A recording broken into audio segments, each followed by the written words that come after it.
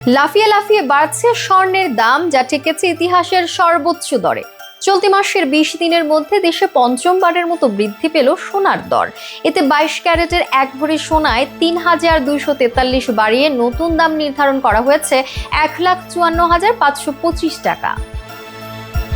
Bangladesh jewellers association বাজুসের পক্ষ থেকে এমন তথ্য নিশ্চিত করা হয়েছে। এর আগে 22 ক্যারেট স্বর্ণের দর ছিল ভরি প্রতি ১,৫৯,২৮২ টাকা।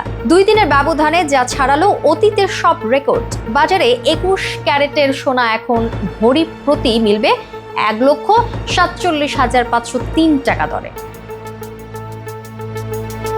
এছাড়া 18 ক্যারেটের প্রতি ভরি ১,২৬,৪২৬ টাকা এবং সনাতন পদ্ধতির প্রতি ভরি স্বর্ণের দাম ১,০৪,২০৬ টাকা নির্ধারণ করেছে বাজুস। তবে স্বর্ণের দাম বৃদ্ধি করা হলেও অপরিবর্তিত রাখা হয়েছে রূপার দাম।